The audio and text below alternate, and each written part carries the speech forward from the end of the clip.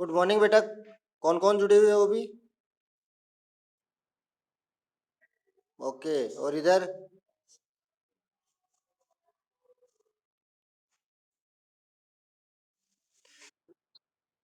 इससे पहले अपन ने बेटा उपराष्ट्रपति और ये प्रधानमंत्री का पढ़ा था। इनमें किसी को कोई समस्या हो, कोई टॉपिक समझ में नहीं आया हो, बताओ। प्रधानमंत्री वाला याद हो गया? पेपर किस किसने दिया था अभी जो संडे टेस्ट वाला भेजा था? संडे टेस्ट वाला पेपर दिया था चंचल? बेटा संडे टेस्ट वाला जो पेपर भेजा था वो दिया है कि नहीं दिया? तो बताया भी नहीं, कौन से नहीं आए कौन से? नहीं समझ में नहीं आए कि ये आते नहीं है? तो जितने याद थे वो सारे नोट कर लिए थे ना? ओके बेटा। तो आज हमारा जो टॉपिक है वो है मंत्री परिषद। वो भी अपन मंत्री परिषद भी क्या है, नाम कॉमन रहता है ये। अब जब राज्य सरकार पढ़ेंगे तब वहां पर भी नाम आएगा मंत्री परिषद। तो इसको अपन बोलते हैं केंद्रीय मंत्री परिषद, क्योंकि हम पढ़ किसके बारे में रहे हैं, केंद्र सरकार के बारे में। इसलिए इसको क्या बोलते हैं, केंद्रीय मंत्री परिषद की श्रेणी। अब केंद्रीय, इससे पहले अपन ने देखा था कि सबसे पहले क्या होता है, इलेक्शन होते हैं लोकसभा के। और लोकसभा के इलेक्शन के बाद में प्रधानमंत्री का चयन होता है। लोकसभा इलेक्शन हुए, 545 सीटों पर सदस्य चुने गए। फिर सबसे बड़ी जो पार्टी होगी उस पार्टी के एक नेता चुना जाएगा और उस नेता को क्या बनाया जाएगा, प्रधानमंत्री। जैसे ही वो प्रधानमंत्री बनता है तो प्रधानमंत्री और दूसरा राष्ट्रपति, नियुक्ति कौन करेगा मंत्रियों की, राष्ट्रपति। तो प्रधानमंत्री क्या करता है, वो अपने लोकसभा और जो संसद के सदस्य होते हैं, लोकसभा राज्यसभा के सदस्य जो होते हैं, उन सदस्यों में से क्या करता है, कुछ व्यक्तियों का चयन करता है मंत्री पद के लिए। फिर उनको क्या बनाया जाता है, मंत्री। कैबिनेट मिनिस्टर अलग होते हैं, राज्य मंत्री अलग होते हैं, तो उस प्रकार अलग अलग पद उनको दिए जाते हैं। ये काम, नियुक्ति करने का काम कौन करता है, राष्ट्रपति करता है। तो दोनों मिलकर के राष्ट्रपति अनुमति वहां पर नियुक्ति करेगा, लेकिन किसकी सलाह से, प्रधानमंत्री की सलाह से। दोनों मिलकर किसका निर्माण करेंगे, मंत्री परिषद का। फिर इस मंत्री परिषद में विभागों का बंटवारा करने की शक्ति भी किसको प्राप्त है, प्रधानमंत्री को। इनको कौन से मंत्री को क्या, कौन सा विभाग देना है, किस विभाग का मंत्री बनाना है, तो सारी चीजें प्रधानमंत्री के द्वारा तय की जाती है। तो अपन इसको शुरू से देखते हैं कि मंत्री परिषद का गठन कैसे होता है। तो मंत्री परिषद के गठन के लिए सबसे पहले प्रधानमंत्री की नियुक्ति होना जरूरी है। तो बिना प्रधानमंत्री की नियुक्ति के मंत्री परिषद नहीं बन सकती। तो इसलिए अपने जो संविधान है उस संविधान के अनुच्छेद 74 में, संविधान के अनुच्छेद 74 में ये लिखा हुआ है कि राष्ट्रपति को उसके कार्यों के संपादन में सहायता और परामर्श देने के लिए एक मंत्री परिषद होगी। और उस मंत्री परिषद का जो प्रधान होगा वो कौन होगा?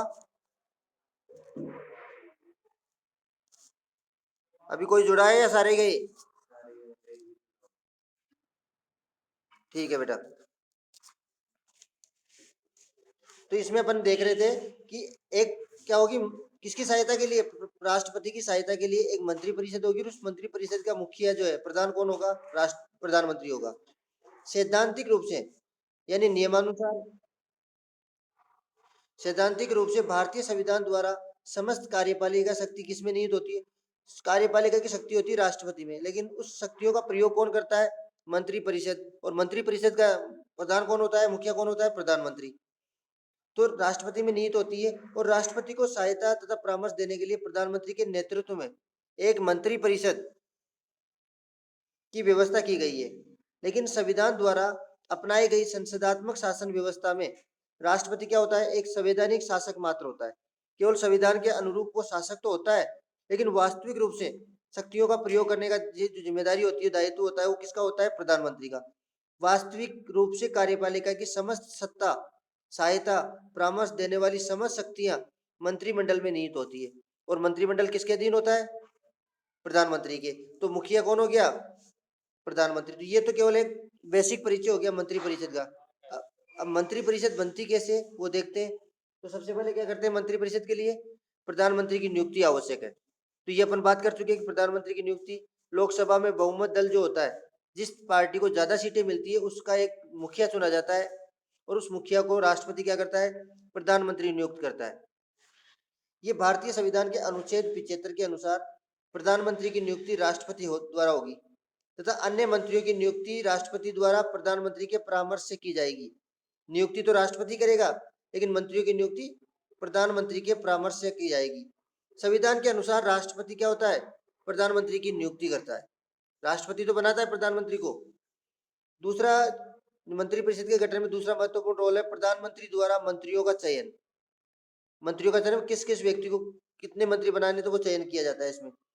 अन्य मंत्रियों की नियुक्ति के संबंध में संवैधानिक स्थिति ये है, यानी संविधान ये कहता है कि राष्ट्रपति प्रधानमंत्री की राय से अन्य मंत्रियों की नियुक्ति करेगा, लेकिन व्यवहार में राष्ट्रपति प्रधानमंत्री के परामर्श को मानने के लिए बाध्य है। अब इस लाइन को एक बार ध्यान से समझना। लेकिन व्यवहार में यानी जो वास्तविकता है उसमें जो राष्ट्रपति है वो प्रधानमंत्री जो परामर्श देगा उस परामर्श को मानने के लिए बाध्य होता है, वो उसके लिए मना नहीं कर सकता। जैसे प्रधानमंत्री ने कह दिया साहब इसको एजुकेशन मिनिस्टर बनाना है, तो उसको बनाना ही पड़ेगा। राष्ट्रपति उसके लिए बाध्य होता है, वो उसके लिए मना नहीं कर सकता। तो मंत्रिपरिषद के गठन में पहला प्रधानमंत्री बन गया, मंत्रियों का चयन हो गया। तीसरा है मंत्रियों में कार्य का विभाजन, किसको कौन सा मंत्री बनाना है, किसको एजुकेशन मिनिस्टर बनाना है, किसी को एग्रीकल्चर मिनिस्टर बनाना है, तो अलग अलग मिनिस्टरों के कार्य का विभाजन। मंत्रिपरिषद के गठन के बाद प्रधानमंत्री के द्वारा इससे अधिक कठिन कार्य उसके बीच विभागों का जो बंटवारा किया जाता है वो सबसे ज्यादा कठिन कार्य होता है। वैधानिक यानी कानूनी दृष्टि से इस संबंध में प्रधानमंत्री को पूर्ण शक्ति प्राप्त है। पूर्ण का मतलब जिसको वो चाहे वो विभाग उसको दे सकता है, इसमें किसी की सलाह की आवश्यकता नहीं है उसको। लेकिन व्यवहार में विभागों का वितरण करते हुए प्रधानमंत्री क्या करता है? बहुत सारी बातों का ध्यान रखता है। अब ध्यान क्या रखता है? ये ध्यान रखता है कि कहीं पार्टी में जो अगर किसी मान लो किसी व्यक्ति को ऐसे व्यक्ति को मंत्री नहीं बनाया जाए तो वो पार्टी से बगावत कर दे। तो उन सभी चीजों को ध्यान में रखते हुए प्रधानमंत्री क्या करता है? कई अहम बातों का ध्यान रख करके उनमें कार्यों का विभाजन करता है।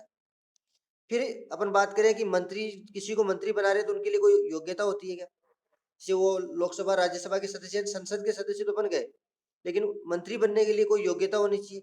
तो उसके लिए मंत्रिपरिषद का सदस्य बनने के लिए कानूनी दृष्टि से यह आवश्यक है कि व्यक्ति संसद के किसी सदन का सदस्य हो। पहली योग्यता तो ये कि संसद के किसी भी सदन, चाहे लोकसभा हो चाहे राज्यसभा हो, किसी भी सदन का सदस्य होना चाहिए।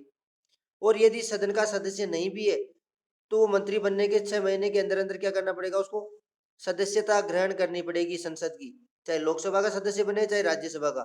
यदि वो ऐसा नहीं करता है तो उसे अपना मंत्री पद 6 महीने बाद छोड़ना पड़ेगा। तो बिना इलेक्शन के भी वो क्या कर सकता है? मंत्री बना सकते हैं, लेकिन उसको सदस्यता चाहे वो चुनाव लड़के ले या राष्ट्रपति द्वारा नियुक्ति प्राप्त करके। राष्ट्रपति बहुत सारे सदस्यों को मनोनीत करता है, तो मनोनीत करके भी इसको मंत्री पद दिया जा सकता है। तो वो तरीका कुछ भी हो, लेकिन उसका सदस्य बनना अनिवार्य, और वो भी कितने टाइम में? 6 महीने के अंदर अंदर। किस दिन से? जिस दिन उसको मंत्री बनाया गया उस दिन से 6 महीने के अंदर उसको संसद का सदस्य बनना पड़ेगा। अगर 6 महीने में वो संसद का सदस्य नहीं बनता है तो उसे अपना पद छोड़ना पड़ेगा। नेक्स्ट है मंत्रियों द्वारा शपथ ग्रहण। जब मंत्रिमंडल में उनके विभागों का बंटवारा हो जाता है तो उसके बाद उनको शपथ दिलाई जाती है। पद ग्रहण करने से पूर्व प्रधानमंत्री सहित, चाहे प्रधानमंत्री हो या मंत्री हो, सभी को तो सही प्रत्येक मंत्री को राष्ट्रपति के सामने पद और गोपनीयता। पद का मतलब है कि मैं अपने जिस पद पर मेरे को बिठाया गया है मैं उस पद की प्रतिष्ठा को बनाए रखूंगा, किसी के साथ दुर्व्यवहार नहीं करूंगा, किसी के साथ भेदभाव नहीं करूंगा। दूसरा अहम जो शपथ होती है गोपनीयता, यानी अपने विभाग की जो गोपनीय जानकारी है, महत्वपूर्ण जानकारी है, उसको किसी के सामने भी इधर उधर या किसी को उजागर नहीं करेंगे। तो ये दो शपथ उसको लेनी पड़ती है कि मैं अपने पद की गरिमा बनाए रखूंगा और पद की गरिमा के साथ साथ अपने विभाग की गोपनीयता भी बनाए रखूंगा। ऐसे बहुत सारे काम ऐसे होते हैं जो गोपनीय रूप से किए जाए। गोपनीय का मतलब चुपके किए जाते हैं, वो ओपनली नहीं कर सकते उस चीज को। तो अब ये क्या करते हैं, कई बार कुछ अगर गोपनीयता की शपथ इनको इसलिए दिलाते हैं कि यदि ऐसा नहीं हुआ, जैसे मीडिया को कोई चीज की सूचना पहले मिल जाती है तो वो दुनिया, तो इसीलिए कुछ चीजें ऐसी होती है जिनको लागू करने की, जैसे अपन बात करें कि प्रधानमंत्री द्वारा एक ये पिछले वर्षों में एक नोटबंदी, जिसको बोलते हैं मुद्रा का विमुद्रीकरण, अभी पढ़ेंगे आगे, विमुद्रीकरण किया गया। अब ये सूचना अगर मान लो किसी व्यक्ति को पहले ही लग जाए, जैसे सूचना पहले लगी कि क्या करेंगे, वो नोटों को पहले एक्सचेंज कर लेंगे, पहले वो ऐसे नोट ले लेंगे जो बंद नहीं हो रहे। उनको पता लग गया कि साहब 1000 के नोट बंद होने जा रहे हैं, तो 1000 के नोटों को क्या करेंगे, सारे 1000 के नोटों को निकाल देंगे।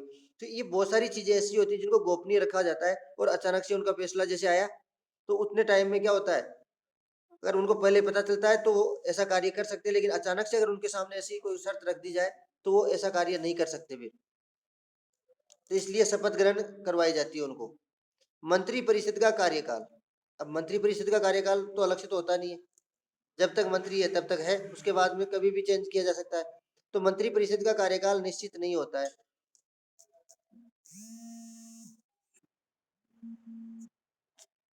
तो मंत्री परिषद का कार्यकाल क्या है, निश्चित नहीं होता है। मंत्री परिषद तभी तक अपने पद पर रहती है जब तक उसे संसद का विश्वास प्राप्त हो। मंत्री परिषद अधिक से अधिक लोकसभा के कार्यकाल तक, जो लोकसभा का कार्यकाल हो, यानी मैक्सिमम कब तक मंत्री पद पर रह सकता है कोई व्यक्ति, 5 वर्ष, जब तक लोकसभा चल रही है। यदि लोकसभा भंग हो गई तो मंत्री पद भी गया, और मैक्सिमम अधिक से अधिक 5 वर्ष तक वो रह सकता है। सातवां जो पॉइंट है, वो मंत्रियों के वेतन और भत्ते भी संसद द्वारा निर्धारित किए जाते हैं। प्रधान, अब इनके वेतन भत्ते कौन निर्धारित करता है, संसद द्वारा, संसद करती है। तो ये मंत्री परिषद का गठन में मंत्रियों के वेतन भत्ते भी इसी के अंतर्गत आते हैं। प्रधानमंत्री कैबिनेट के सदस्यों, राज्य मंत्रियों तथा उप मंत्रियों को मासिक वेतन, निर्धारित मासिक भत्ते दिए जाने का प्रावधान है। निर्धारित यानी मासिक भत्ते, भत्ते का अर्थ होता है अलग से एक्स्ट्रा खर्चा उनको दिया जाता है, जिसका निर्धारण समय समय पर संसद द्वारा किया जाता है।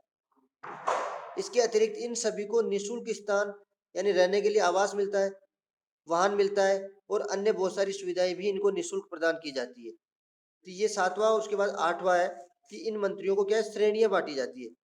मंत्री परिषद में क्या होता है, मंत्रियों की श्रेणियां, जैसे मंत्री परिषद या मंत्रिमंडल या कैबिनेट मंत्री। तो कैबिनेट मंत्री तो वो होते हैं जो पूरे डिपार्टमेंट का एक मुखिया होता है, उनके सहायक के रूप में कुछ मंत्री बनाए जाते हैं।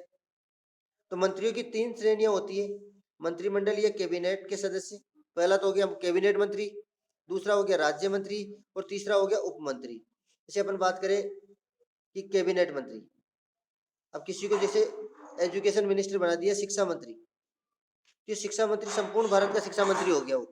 लेकिन शिक्षा के अंतर्गत क्या होता है, बहुत सारे स्तर होते हैं। जैसे अपन बात करें विश्वविद्यालय स्तर हो गया, दूसरा हो गया स्कूल स्तर, या अपन अलग अलग बात करें तो ये ग्रेजुएशन में विश्वविद्यालय वाला गया, फिर माध्यमिक हो गया अलग, उच्च माध्यमिक अलग हो गया, प्राइमरी अलग हो गया, अपर प्राइमरी, तो अलग अलग। अब इसके अधीन तो पूरे ही डिपार्टमेंट आते हैं, लेकिन इसकी सहायता के लिए क्या करते हैं, जैसे माध्यमिक स्तर वाला जो है उसके लिए एक अलग से उप क्या बना दिया जाता है, राज्य मंत्री बना दिया जाता है। तो वो इस छोटे से विभाग की जिम्मेदारी इसकी हो जाती है। तो ये तो होता है राज्य मंत्री। फिर इसके इनकी सहायता के लिए एक सहायक और बनाया जाता है जिसको कहा जाता है उप मंत्री।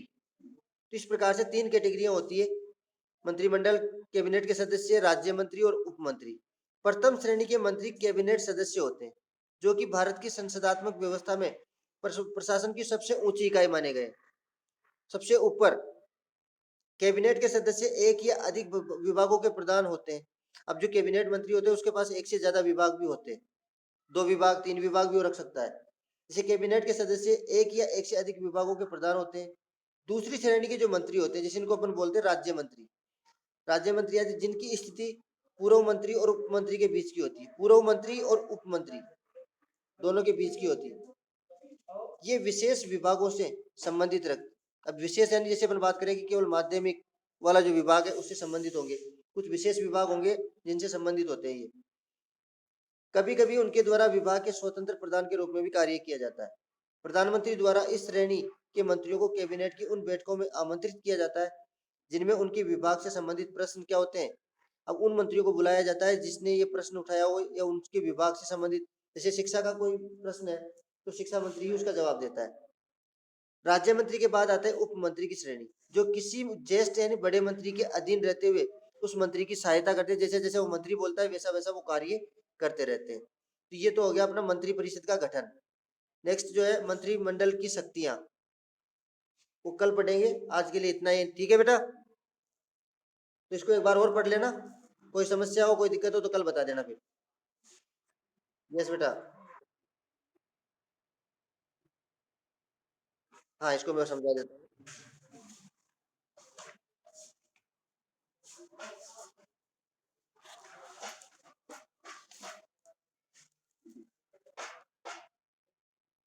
मंत्रियों की श्रेणियां,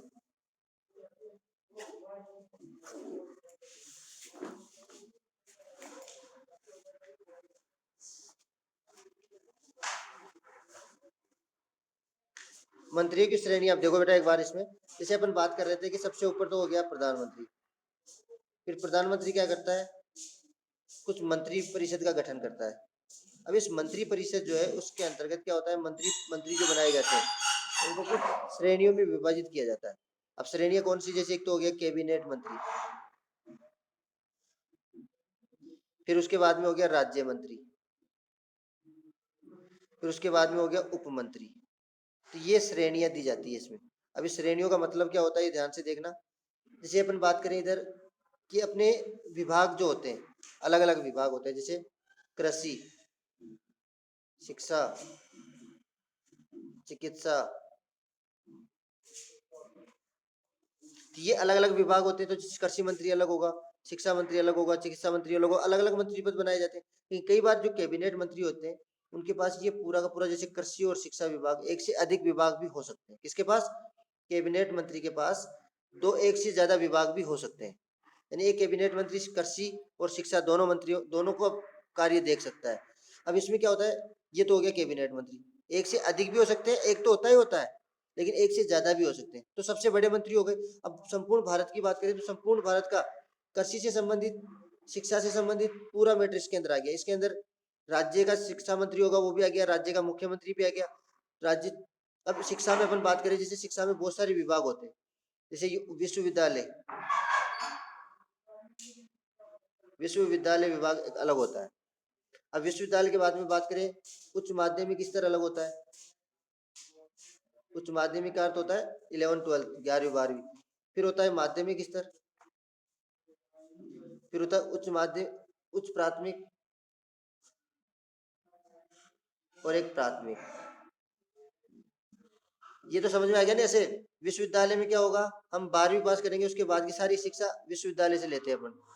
11वीं 12वीं उच्च माध्यमिक से लेते हैं, 10वीं तक, 8वीं 9वीं 10वीं वाली जो है 9वीं 10वीं वो माध्यमिक हो गया।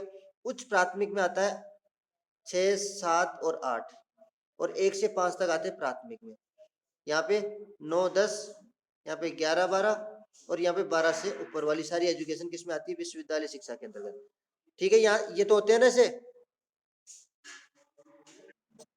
अब इसमें क्या करते हैं बेटा, अब ये सारे के सारे जो है, सारे विभाग जो है वो किसके अधीन है, एक जो शिक्षा मंत्री अपन ने प्रधानमंत्री ने जो जिसको शिक्षा मंत्री बनाया उसके अधीन होते हैं, चाहे वो किसी भी राज्य का हो, किसी भी देश।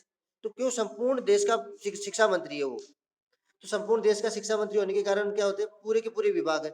अब क्या होता है, इसके पास ज्यादा डिपार्टमेंट हो गए तो इसकी सहायता के लिए एक राज्य मंत्री नियुक्त किया जाता है।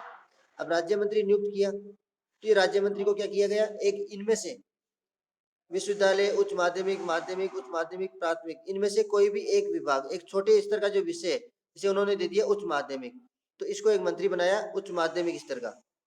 अब ये भी क्या हो गया, शिक्षा मंत्री बन गया। शिक्षा मंत्री बन गया, लेकिन इसका उसका तो पूरा क्षेत्र है, पर्टिकुलर एक ही क्षेत्र के लिए बनाया गया, किसके लिए, उच्च माध्यमिक स्तर के लिए। कि उच्च माध्यमिक से संबंधित फैसले ये लेगा। अब मान लो संसद के अंदर शिक्षा से संबंधित कोई सवाल उठ जाता है कि साहब शिक्षा में ये होना चाहिए, ये होना चाहिए, तो उसका जवाब या तो शिक्षा मंत्री देगा, कैबिनेट मंत्री, या फिर ये इसको भेज सकता है, किसको, ये जो राज्य मंत्री बनाया गया ना शिक्षा में, ये इसको भी भेज सकता है वो संसद में उसका सवाल का जवाब देने के लिए। इन दोनों की जिम्मेदारी क्या होती है, मिलजुल कर कार्य करना। फिर तीसरा आता है उप मंत्री। ये उप मंत्री इनका चपरासी होता है, किसका, कैबिनेट मंत्रियों का। चपरासी का काम क्या होता है वो आप भी जानते हो, ठीक है। तो सेम वही काम, उप मंत्री का सेम वही कार्य होता है जो एक चपरासी किसी नेता के पास रहकर काम करता है, तो वैसे ही ये कैबिनेट मिनिस्टर के पास कार्य करते हैं। जैसे जैसे वो करता है वैसे वैसे कार्य इनके द्वारा किए जाते हैं। ठीक है बेटा, और कोई,